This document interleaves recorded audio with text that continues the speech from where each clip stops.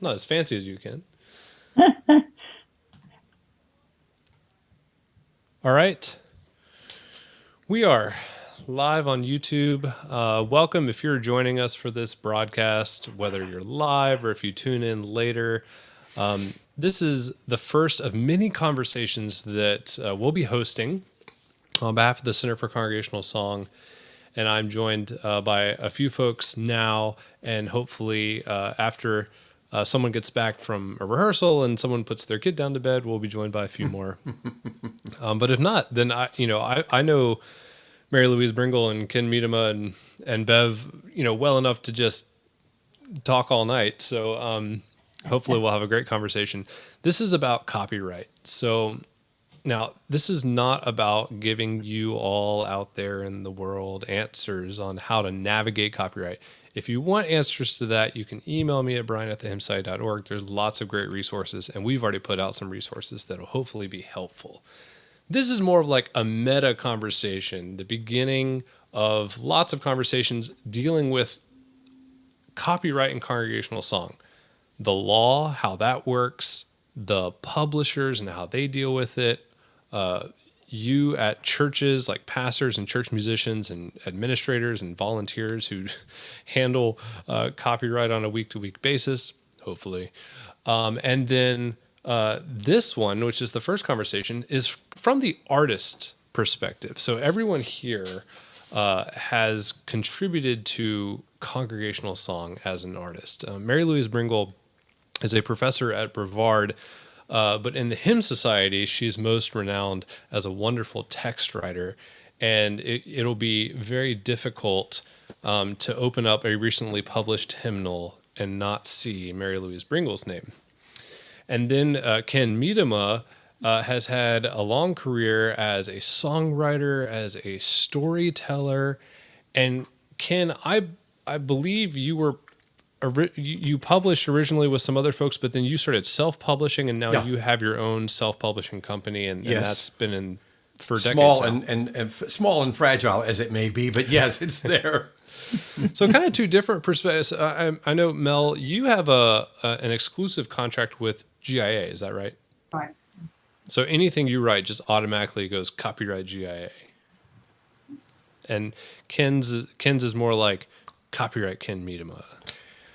We've tried in the last 15 or 20 years in working with publishing companies. We have tried to hold the copyrights and lease the stuff or give exclusive use to a certain publisher.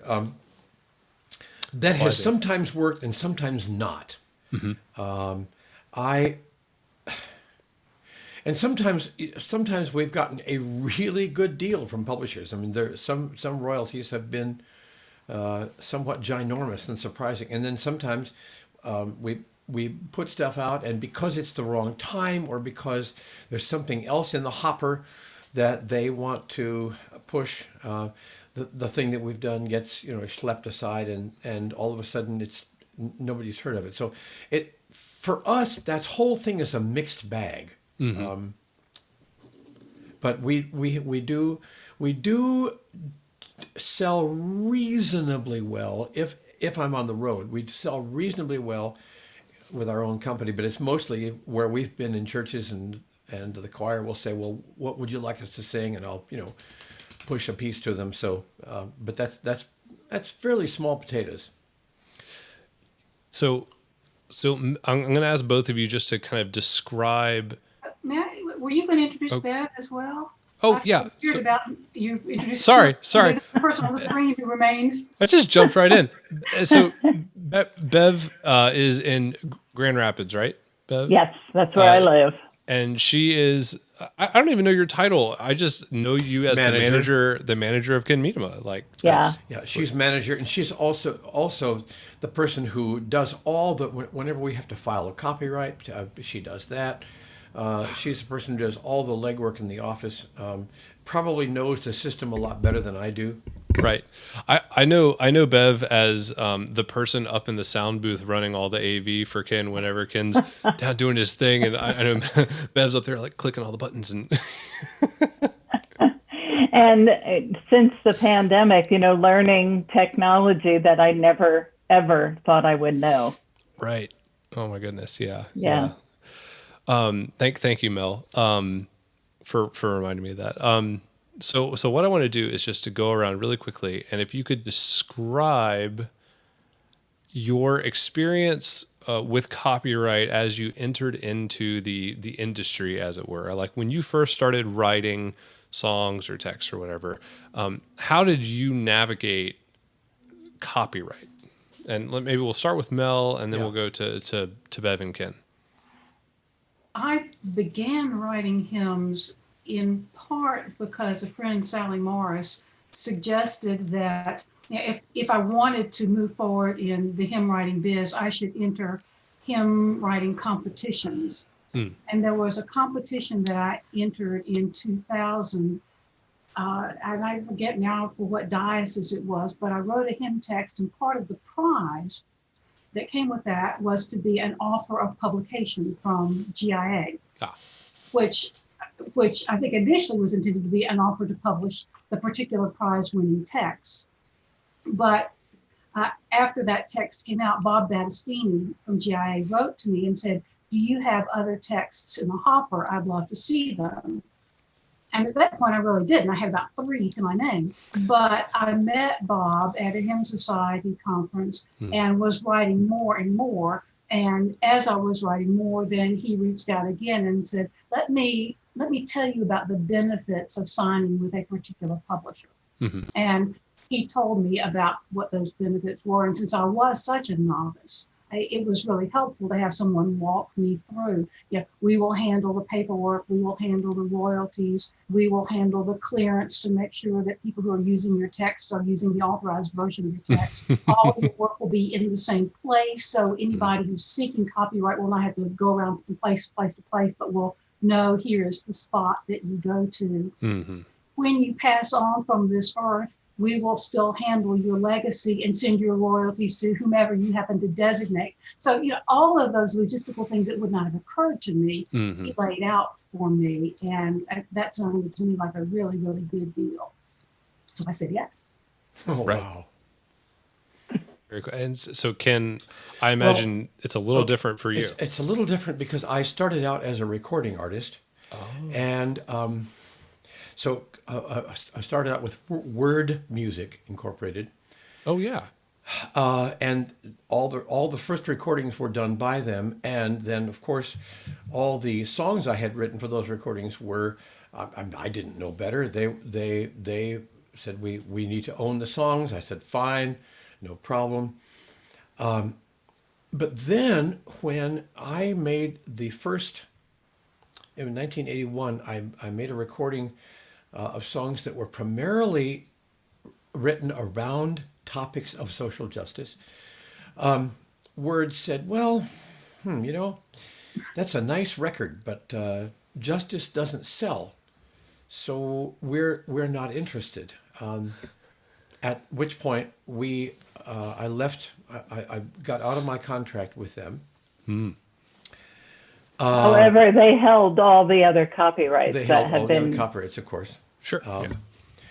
So then, as an independent, we started. I just started writing things and sending them around, and sometimes they'd be picked up. For example, the Jubilate Music Group picked up a couple of things. Shawnee Press was a big receiver of stuff from me for a while. I always felt like, especially because I was composing music and text, I always felt as if the editors at the publishing company were, how shall I say this, were altering the music just enough to make it maximally sellable Uh-huh. and maximally accessible, which on one side of the coin I appreciate. On another side, I look back at some of those things and I think, you know what, those were bad edits.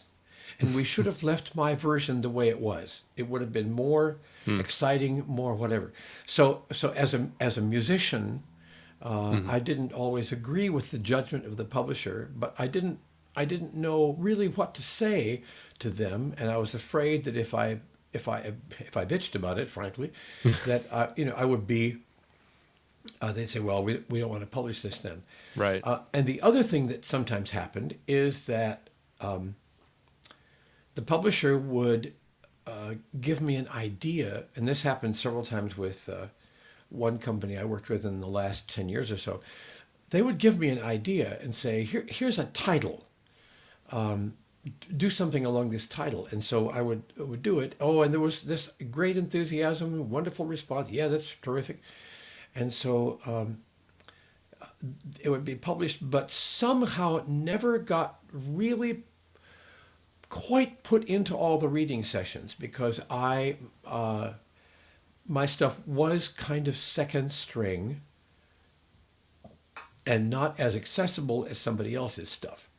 And so I felt like a little bit like I was led down the primrose path. Oh yeah, we'll do this and we'll push this and we'll make this happen, and then it didn't quite, because and that makes sense from a business point of view. There's something else in the hopper that people are screaming for, and the letters are coming in. Why don't you get so and so to write a piece, or we really like this piece, or that piece gets downloaded more than other pieces, and the company is going to go to what is the bigger sale. That makes a lot of sense, but it doesn't help my situation. So let me ask this. So, and maybe this might be more for Bev. I'm not sure, but Mel brought up when Bob was pitching all the benefits of having a publisher, and one of those is like they handle all the paperwork with the copyright, and then they register under one license, and they if someone uses it on YouTube and is unauthorized, then they're the ones that deal with that. And, all those types of things, which is definitely a benefit because that is just so. As an independent artist, as someone doing their own, do you all find that to be unwieldy, or do you just kind of have to let more things go, or do you have a way to kind of handle it? I think it's both unwieldy, and sometimes we let it go. And sometimes when somebody says, we just heard Ken improvise a piece, can we use that on Sunday morning? It is not worth it for me to try to figure out what kind of thing they should pay for. I just say, use by permission of Ken Miedema and enjoy it. It just feels much smarter in the long run. Because that piece is not going to sell. Again, it's so specific to a certain kind of thing, and that's what he does. And even on the choral things that we've done, I mean, we encourage people to go ahead and buy the score, but still we have people who will buy a proof copy and then copy it, whatever. That's going to happen. That's just going to happen, and you can't avoid that. We haven't had much of the issue that things that we publish. We don't publish a lot of hymns per se.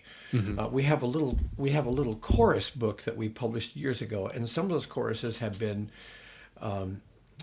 put into other hymnals, and they've always asked for permission and done the right thing. But we haven't published that many congregational pieces. So we haven't run into this on a massive level. Most of it has to do either with solo pieces that I've done on recording or choral pieces that we've written. I wonder, do you, maybe going back to Mel, but we may have everybody answer this question. Mel, do you feel like the current copyright system supports you as an artist? Do you feel like it protects your work in a way that you're comfortable with, that it pays you enough? How do you feel about the overall system as an artist? I'm glad I don't make my living doing this.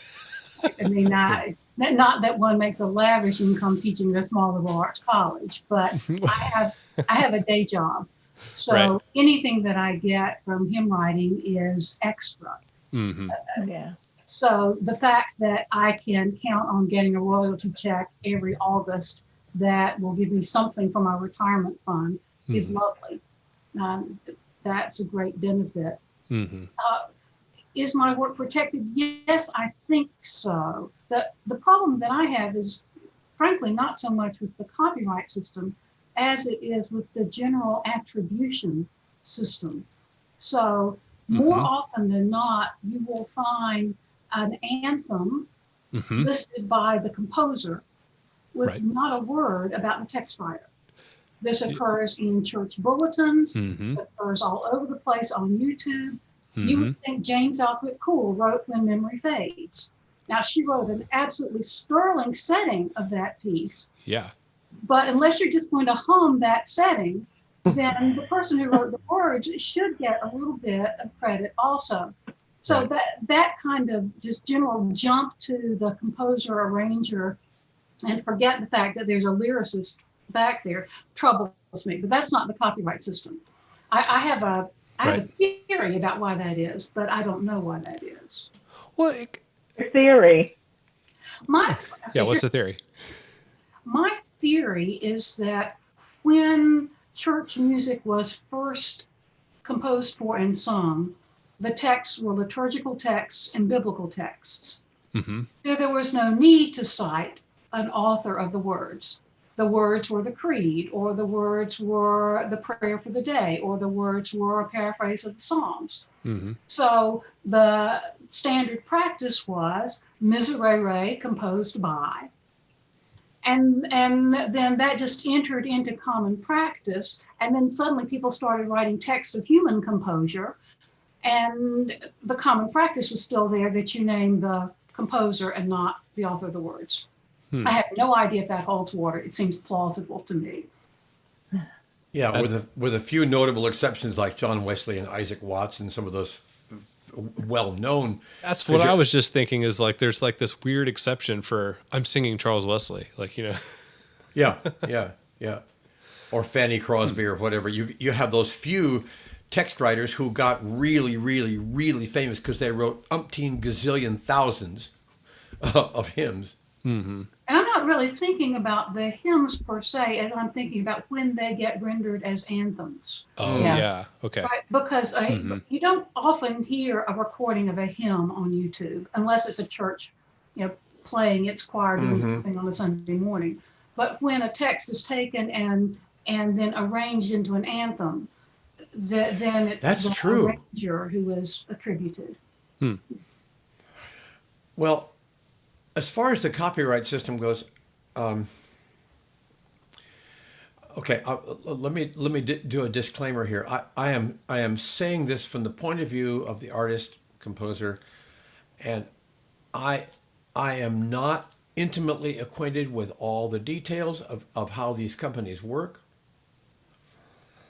but I've had enough experience to know that there's a whole lot of money that goes into that company that doesn't come back to the composer or the text writer. And I know from the recording industry, and I don't know how necessarily how it works in the print world, although I think there may be some similarities. I know that in the recording industry, when I was doing albums for a company, the producers and company folk would have some pretty elaborate lunches on the budget that was for this album, and all that was taken out of the money that I was to receive as royalty. And it seems to me that 10% of the total income that comes in from a piece of music is a pretty tiny amount for the person who actually created the music. Now, as I say, I'm saying this from the point of view of a composer, and I do not want to I do not want to be thought of as resenting my publisher friends. It is simply a matter of Right. not understanding enough of the expenses that go into it. But again, I've had enough minimal contact with some alternative publishers like Music Spoke and the Convergence Music Project to know that you can set up publishing in a different way. It is possible. And as much as I don't want people to lose jobs, and uh, some of the publishers have really, I mean, some of the things that we've done have gotten really good responses and really good royalties and whatever. But in general, I think the allotment that comes to a composer or text writer is pretty small. Well, one of the things that I'm interested in this larger conversation about copyright is like in Britain and in a lot of places around the world, they have a centralized agency that handles all copyright. Like not just church music copyright, but just like all copyright. So in that kind of a system, the artist would get published, the publisher works directly through that centralized copyright system. But we don't have that.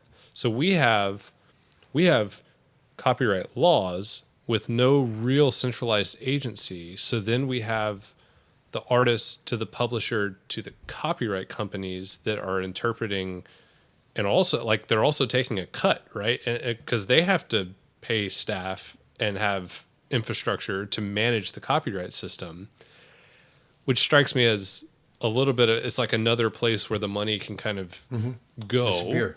Yep. And but because of the way that the law is structured and the lack of a centralized infrastructure, there doesn't seem to be another way to do that, unless you go the route of like a Convergence or something like that. And they're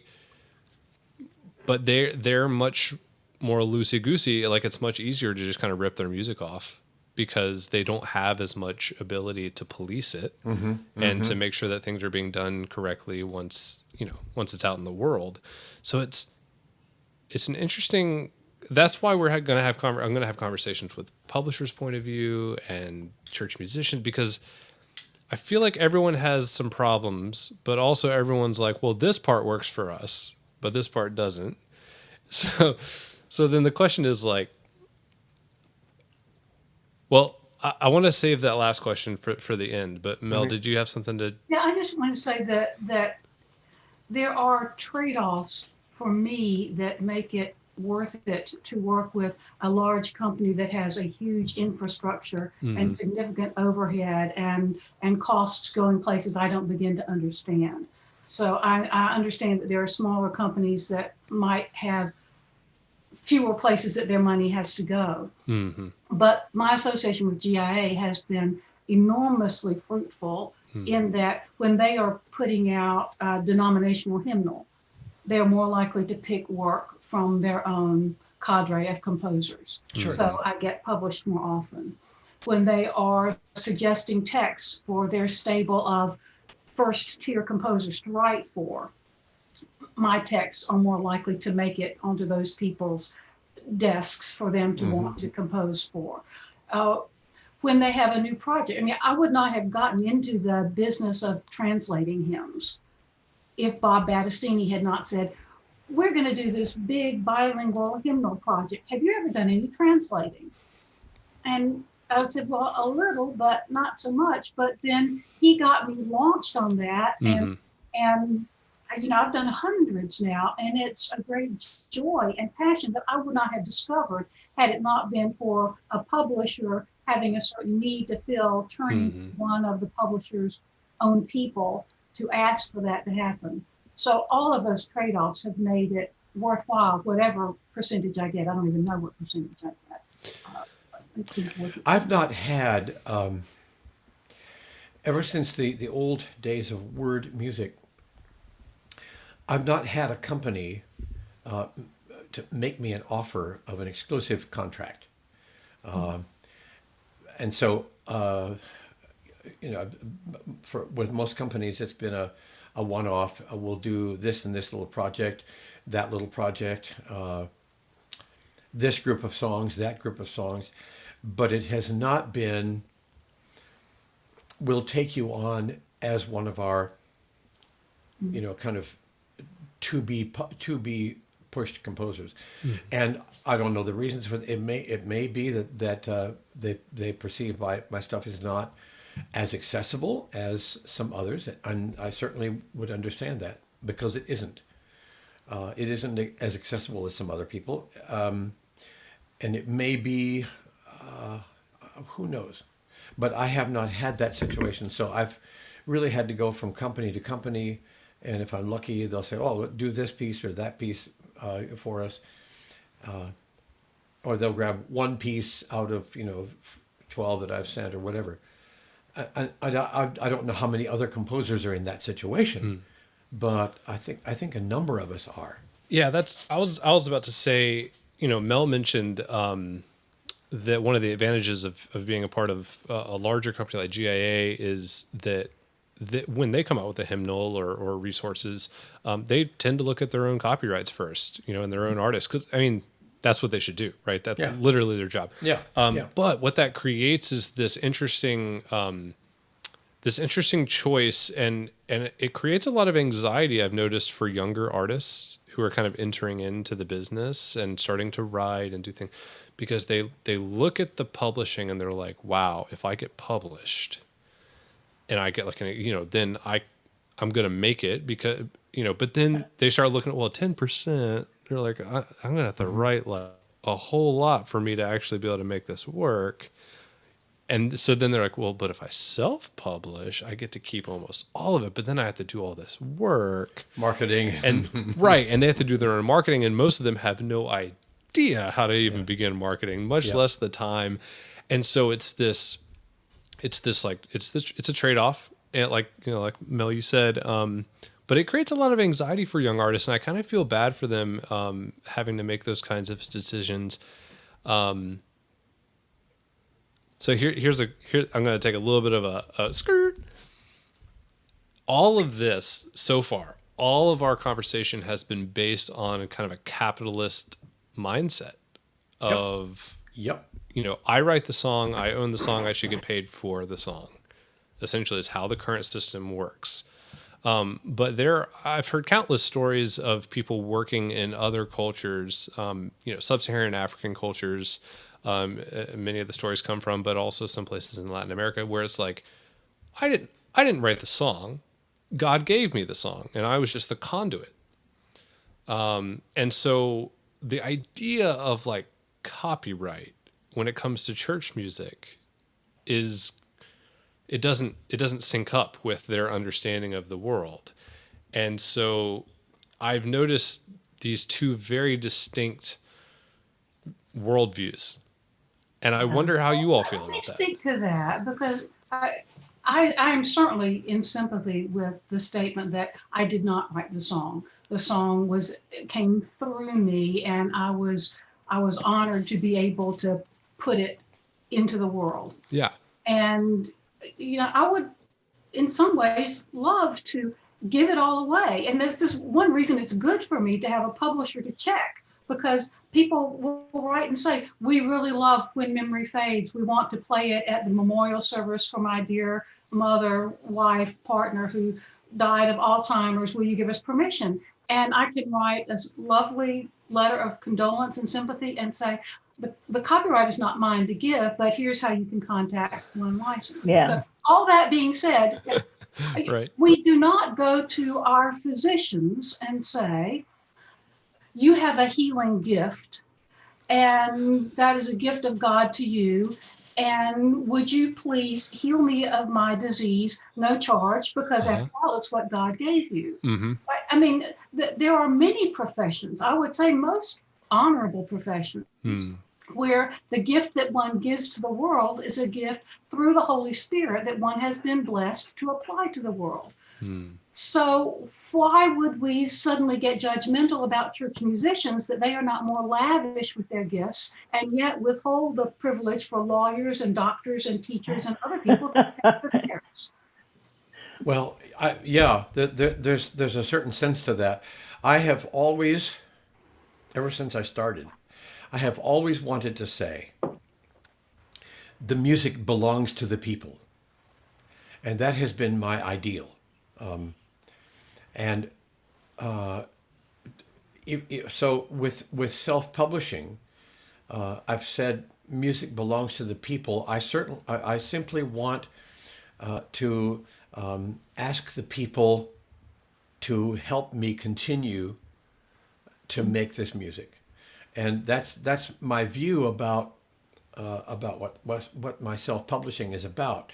I want it as much as possible to belong to the people, but a minister is worthy of a workman is worthy of his hire, and I think the church community needs to be responsible to those who provide biblical resources or study guides or music or sermon helps or any of the material that we use. We need to be responsible for. I wish there were a better system of doing that. A system that we could do that without so much overhead and without so much commercialization. But there again, you have the issue that the church musician has to wade through so much stuff to see what is useful, for her or for his purpose. So it is a bind, and the capitalist way we do it is unfortunate. I wish there were a more communal way of doing it. I don't know what that would be. But we thought we would just tune in today, Brian, so you could give us those answers. No, I'm more of the provocateur, as it were. And Wendell has joined the meeting. Yes, so Wendell Kimbrough just joined us. Wendell, welcome. Hey guys. How did bedtime routine go? It was a little spotty tonight. we have a newborn. We've got a 1-month-old. Oh. And then we have a 3-year-old. Both girls, both sweet, but you just never know what's going to happen around here. So. And I love springtime because you get more light and the weather gets better, but then you get more light, and so when it's bedtime, it's still bright outside. It's and you're it's go like broad, down, son. Yeah, exactly. It's like broad daylight outside, and you're like, no, really. It's time for bed, I promise. Yeah, so the winter does have that going for it. So Wendell is a church musician at an Anglican church, Anglican or Episcopal? Anglican, yeah. In South Central Alabama, right? Yeah, pretty close to the coast. Yeah. Okay, yeah. Oh, so south. Are you south of Dothan? We are. We're actually south of Mobile. Holy moly! All right. Yeah, we're Right on. like 40 minutes from the Gulf. Right on. Okay. They call it Lower Alabama or L.A. The other L.A. Yeah. The locals. There's less smog there. And there's nothing like a Lower Alabama boil. Hey, there you go. Low country boil. Yeah. Oh, Lord have mercy. I can taste it now. So Wendell has self-published some things, and I don't even, have you published with a company or have you done all self-publishing? I think I have a couple of songs that are like, co-writes with other artists, like stuff that I've done with the Porter's Gate. Oh, that's right. Yeah. So where it's Integrity, I guess, probably now. where publishing is shared. Yeah. With a few different people, but, I'm pretty much totally independent, in terms of, I self-publish everything. I'm my own record label, whatever the roles that like companies play. I do them all myself. Not necessarily well, but right. But yeah. So we've been chatting and we've talked about kind of and Mel has an exclusive contract with GIA. Ken's had relationships with publishers in various capacities, but mostly has over the last few decades been self-publishing, and so we've been talking about a lot of that stuff. And then we just finished well, we didn't finish, but we were talking Nowhere near about. finished.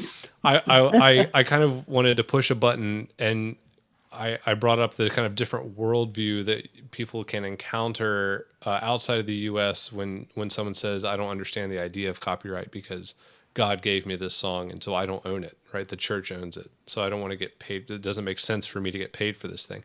And so we had some opinions about that. But I do want to back up a little bit since you just joined us and ask you, as someone who's mostly self-published, how do you feel the overall copyright system is or is not working for you? Does it? Do you feel like it's just like you're getting, like your work is being protected and honored appropriately? Are you getting compensated appropriately? What's your general feel about all that? Sure. Big question. Yeah. You know, I would say the copyright system feels a little opaque to me. Just coming at it as somebody who like didn't. I've never had an agent or somebody like kind of walking me through. Well, here's how you do. Here's how you have a career as a writer musician. Like here's how it works. Um, I think I experience the copyright system as kind of this thing that I'm like always concerned that I don't understand it well enough, Yeah. and that and it's probably somewhere I'm like leaving money on the table, or like not not registered with some society I should be registered with, or um, should be just, it's just this kind of sense, probably great fodder for my inner critic, but it's just kind of the like, oh, there's something you should be doing that you're not doing, Yeah. um, uh, so yeah, but then at the same time, I would say um, like I've been surprised and grateful to find, for instance, that like CCLI works well for me. Not all of my friends have been able to actually get like affiliated with CCLI, but I got affiliated several years back, when I think it was maybe a little easier to get affiliated, and um, I earn royalties from the songs that churches sing from my music, pretty much just by registering them with CCLI and then doing all the work that I do to kind of get them out there and make good recordings and YouTube channel and all that kind of stuff. But it's cool, and as somebody who cares a lot about the church, and wants the church to sing rich and meaningful music, and who's trying to write that music for the church, when I get a check from CCLI, I feel it's not just money in my pocket. It's like, hey, churches are finding value in what I do, and that's a good feeling. So I know CCLI is not the whole topic of what we're talking about, but they're the primary way that I interface with the copyright system. Yeah, because that's their job. Sense. That's like why their company exists, and one license, right? If we were talking about this earlier, that if the U.S. had a centralized copyright system, then the need for their companies probably wouldn't exist. But we just have all these laws without any entity to actually manage all of them. So then, companies like CCLI and One License are like, well, I guess somebody has to do this. Somebody's got to be a bridge between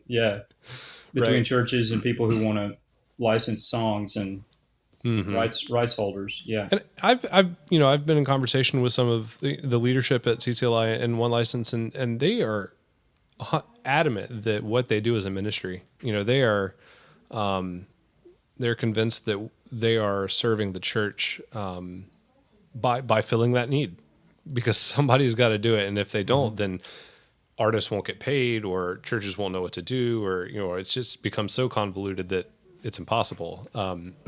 So I want to just pick up on something that Ken was saying.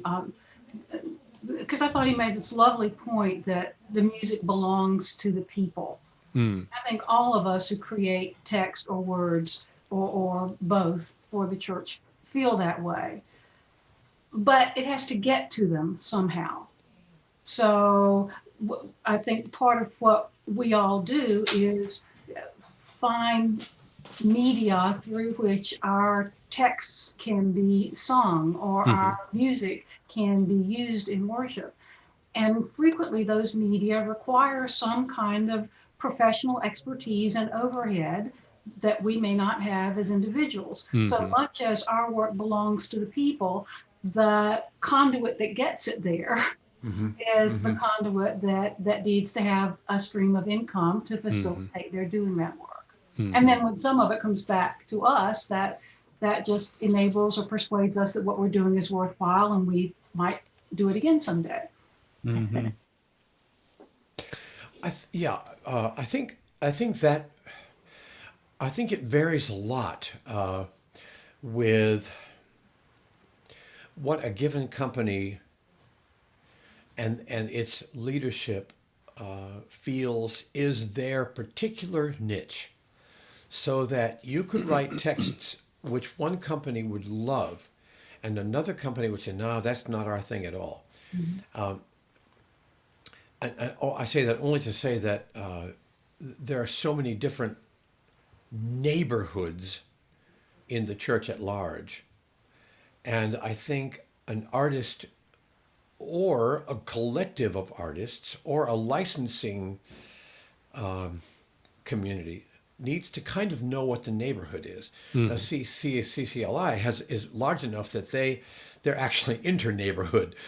they work in lots of different neighborhoods. But for example, the little licensing organization that I'm a part of now, the Convergence Music Project, knows that its neighborhood is rather limited because of the kind of stuff that we put out. And so I think it's important to know what the neighborhood is. I really love the idea of an artist, composer, text writer collective, where a bunch of people who have some of the same vision come together and work for each other. I get the impression Music Spoke is very much like that for choral music, and I don't know who's doing that kind of for hymnody, but boy, I sure like that model. I've seen it. I'm beginning to see a shift in the publishing industry where they're actually supporting those types of models. So you'll get a collective of artists who kind of create this community, and then the publishers say, "We'll support you." So to the end user, the church that's using it, it looks like you're just using, for instance, Porter's Gate.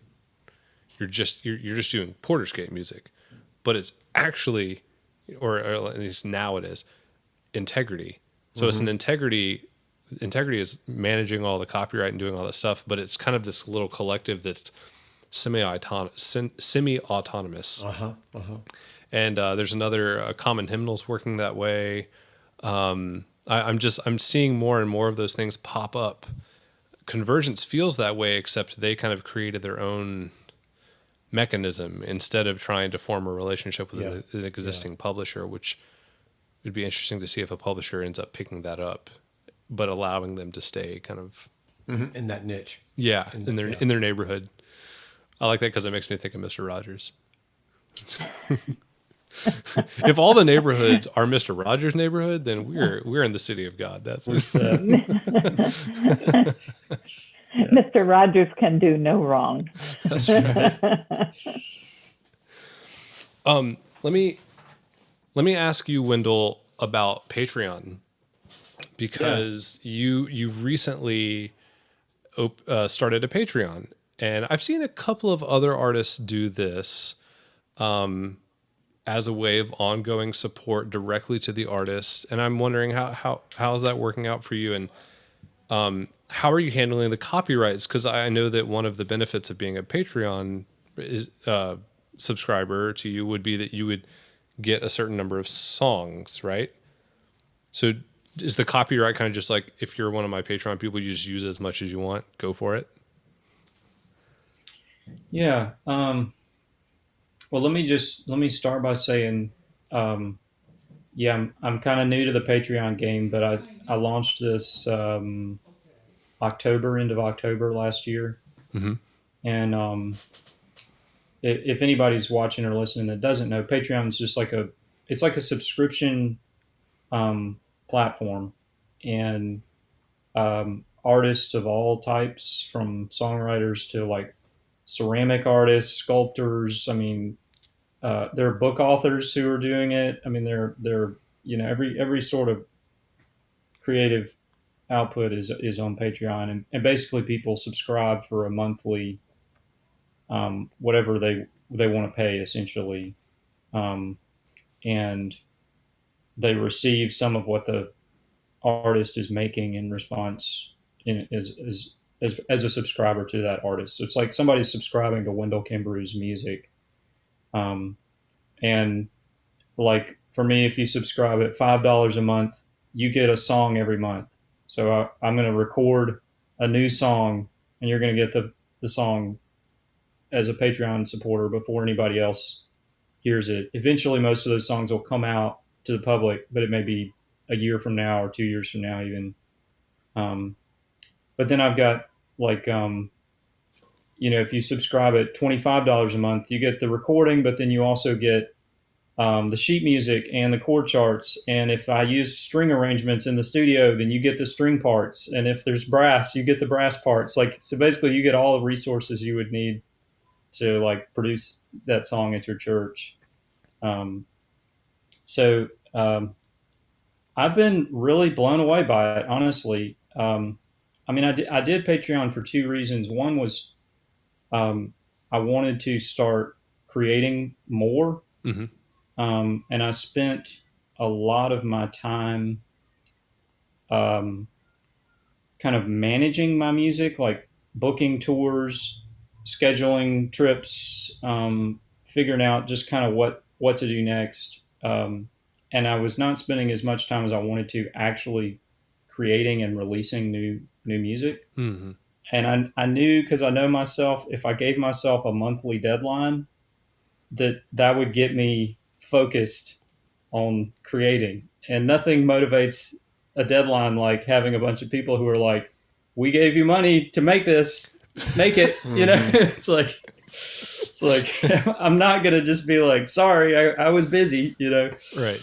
Um, I want my so money back. yeah, I wanted the accountability of a community that was expecting me to release a new song Mm-hmm. every month, um, and and then just financially, I needed the income to be able to pay musicians and hire studio time, and and actually produce good quality stuff. So Mm-hmm. um, so that's what I've been up to, and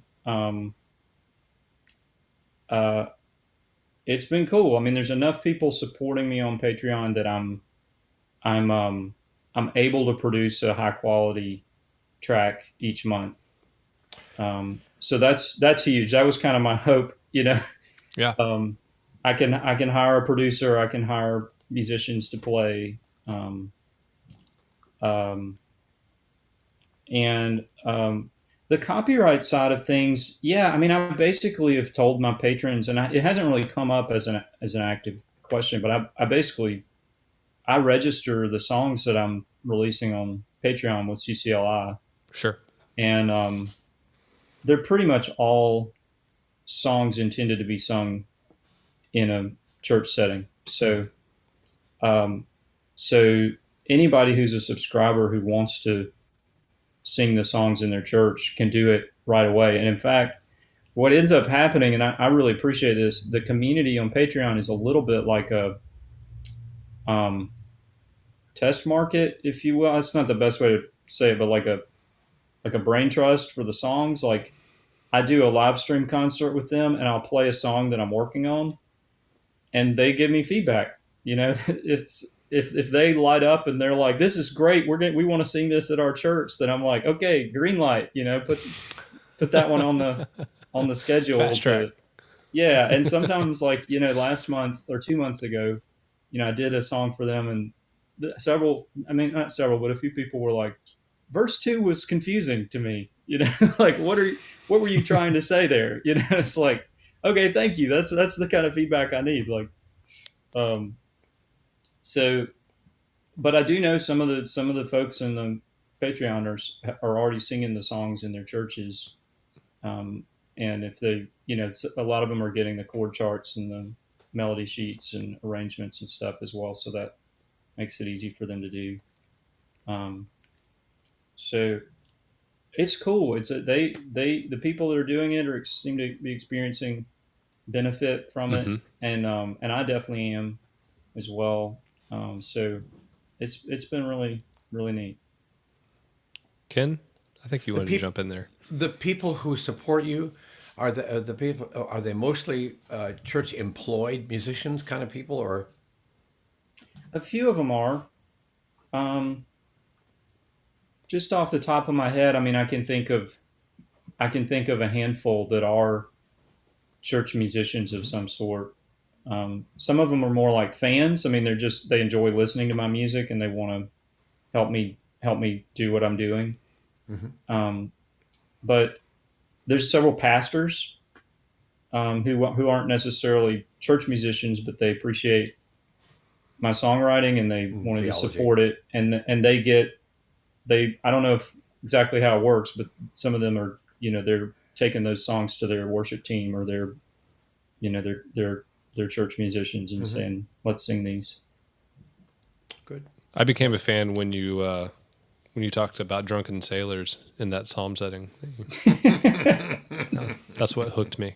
It's probably my most memorable line out there from Psalm 107. If anybody wants to look it up. So there's a question that came in on YouTube from one of our listeners, and so I thought we'd chew on that for a second, and then I do want to keep this around an hour, so I'll have a concluding question for you all. But Ann Hunt asked, is it better signing with a copyright service, such as One License or CCLI, as opposed to signing with a publisher? And I think we talked a little bit about this near the beginning when Mel was talking about the advantages of signing with a publisher is they handle all of that. But then, I guess the question isn't, is it better, but rather, which do you choose? If I were writing, if I were writing a hymn, oh, go ahead. Sorry. No, some of it may depend on the type of thing that you do. I mean, a hymn text writer wouldn't, I think, have much freight with CCLI license. I don't know that CCLI would be very interested in my texts, whereas a hymnal publisher would be. So that may make a difference. But other than that, I'll back off and listen to Ken. If I were writing a series of choruses and or hymns to be used on a Sunday morning, I would probably opt for a CCLI kind of thing as opposed to a publisher. But I think the issue now is some of these companies. It's quite difficult as an independent artist to get registered with One License or CCLI. I think you have to have an established canon or a large enough body of work. I know Diana Wachowski, who's a jazz hymn writer, Right. Just got registered with One License, but I think she had to hound them for quite a while and go back and forth, and finally, to get officially into their system. It took a lot of work for her to do that. So we've been part of CCLI for years, so I don't even remember that being difficult. And what that may say is that there's a place for beginners who don't have enough of a canon, but who have some things to contribute. Mm-hmm. There may be a place, and a Patreon-like situation may be that place, but there may be a place for beginners who have things to contribute to, who also need to be recognized, and how that happens. That's probably going to be the artist or composer collective again. I think Yeah, go ahead, Mel. they're also like I think Hope Hymnody Online and GIA's new Unbound uh, program has an opportunity to have hymns published online when there is not yet enough of a body of work to publish a single author collection, for example. And so that wouldn't be signing with the publisher, but it might be submitting work to the publisher to have it published online until such time as there was a large enough body of work to decide where to go with it next. Yeah, I would say to the question, my question would be for the person asking the question about whether to do publisher or be kind of just affiliated with CCLI or one license, is how will people find your music? And if you can answer that question, like if you are doing something, if you're touring, if you're releasing records, this in my world, like releasing records and touring and getting out and getting that music in front of people, then people will hear the music that way, and then they'll go look for how do I register. But really, the question, I mean, is how are your songs going to get in front of people? And at least ideally, that's what a publisher would do for you. If you're not, Right. if there's not some other way that you are going to be getting your tunes or your text in front of people, an ideal relationship with a publisher, the publisher is saying, hey, these are really great tunes and text, and they're getting them in a hymnal, or they're getting them in my world, like they're getting some other artist to record those songs and put them on their CD. Truth be told, I don't really know anyone who has a publisher doing that for them. I'm sure it exists, and maybe in this room right here, that's happening. But in my world, it's like, I'm like, if I'd be happy to affiliate with a publisher if I could find somebody who was like, yeah, we will champion your songs, but as it is, I'm like, I will champion my songs because I'm the only one I can get to do it, Well, that's actually one of the reasons I asked Mel, because Mel has an exclusive contract with GIA where anything she writes is just GIA copyright, and they do a great job of championing her. I mean, I think That's cool. they do. That's awesome. And Ken's had like this roller coaster. It sounds like a roller coaster experience yeah. with publishers of some of them being like, we're going to champion your stuff, and then they do it, but then they stop, and then some people are like, we'll champion your stuff, and then they never do, and it's like, what's going on? Yes, that's about it. It's a roller coaster. It's like I feel like it's a little bit like trying to find a spouse. It's like you're really trying to find some. I think, Ken, you were trying to say this earlier, like you're trying to find someone who really gets what you do, and what you do is appropriate for their market or what they, they see value in what you do, and so they're eager to exploit it. And I mean that in a positive sense. Yeah, Like, exactly. they're eager to get the songs out there and working. But that it can feel like a little bit of a needle in the haystack kind of thing to find that, that special someone out there, And it all has to do with the neighborhood. What neighborhood in the church are you working in? Are you working in, for example, the very let's say conservative evangelical neighborhood that likes a lot of kind of Jesus talk, a lot of things about heaven, a lot of things of, or are you working, for example, in a very high church liturgical neighborhood that likes a lot of psalm settings? Are you working, let's say, as I am sometimes, in a progressive kind of mainline church neighborhood where we want a lot of justice stuff and we want lots of inclusive language? Those neighborhoods are not mutually exclusive, but they do demand different kinds of textures. That's right. So let's wrap up with this final question, and each of you can take a stab at it, and just so anyone can jump in first. So here's the question: if you could make one change to the current copyright system to make it more helpful to you as an artist, what would you change? I would like publishers to answer emails and tell me what I need to do, and not say, you will hear from us in 45 days, because I'm trying to get an album produced by the next week. That's what I would change. All right. It looks like Wendell, do you agree? Yeah. Do you want to name any names, Beverly? No, I'm just kidding. I'm even having trouble finding, I'm just trying to do a piece for, Ken is doing an album where he quotes the melody line of Somewhere Over the Rainbow. And I cannot tell you how many times I have been over that rainbow with no answers. Mm-hmm. Yeah. That's a good change. All right, what else? My issue is really not as an artist, because I feel as if the copyright system has done me a great service. It has certainly functioned better for me than academic publishing ever did. So I mean, that's a different webinar. That's really dramatic.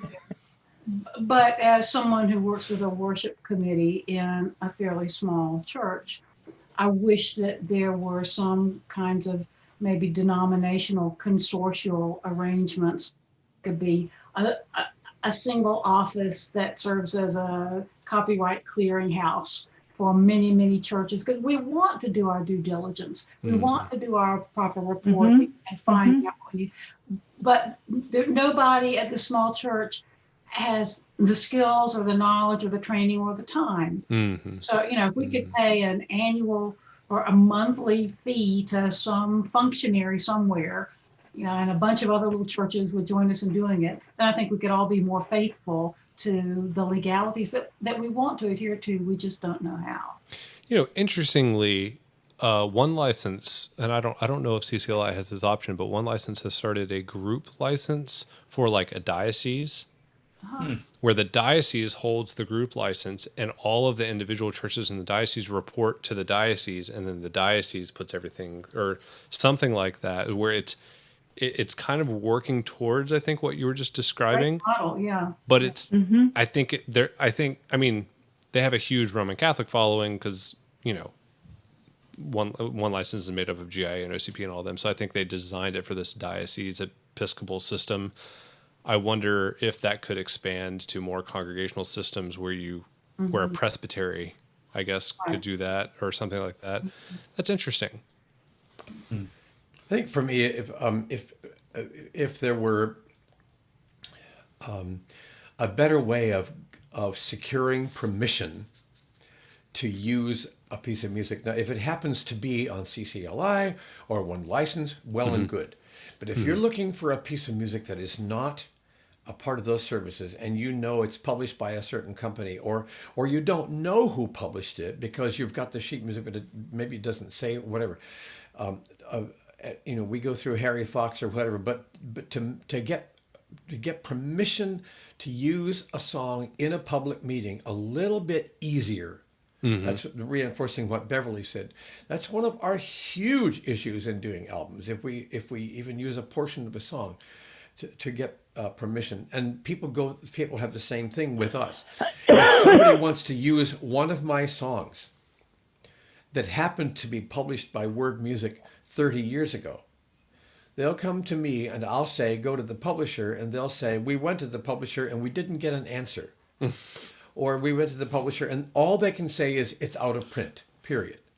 So there's no, and that's publishing company, not necessarily the copyright system, but it's the whole rigmarole. Well, it is kind of the copyright system, because once you sign over the copyright to the publishing company, then they control it, and you can't do anything about that as the artist. For 35 years. I've heard I have friends in situations with another United Methodist publishing house that won't be named that basically like stopped doing that. Like they stopped publishing certain stuff and because of cutbacks and others.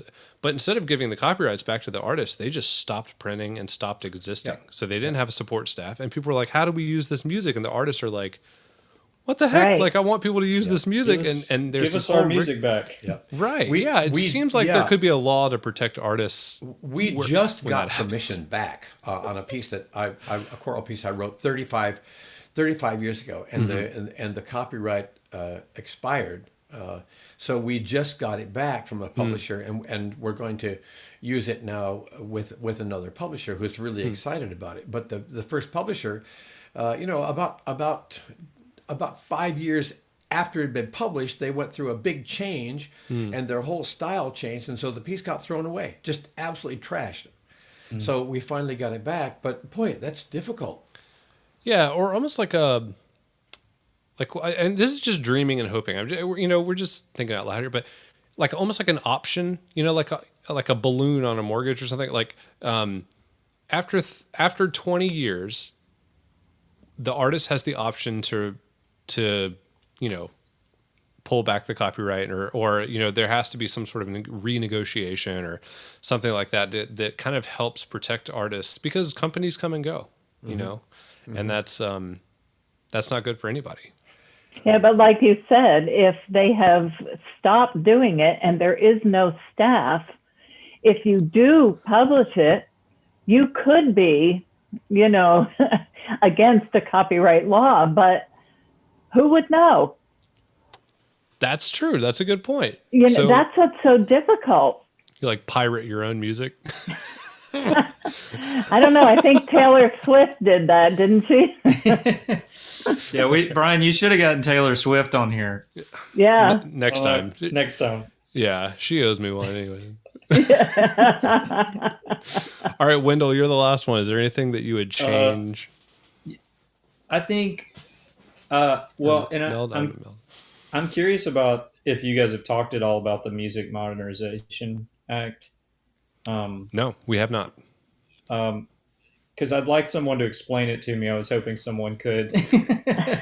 I'm actually, as a part of this larger initiative, that is something we are going to address with maybe a copyright lawyer or something. Put that on the, you said you were kind of starting the conversation tonight. Yeah. So that's in the queue. But at least what I would dream of is well, let me give an analogy before I even explain what the heck I'm talking about.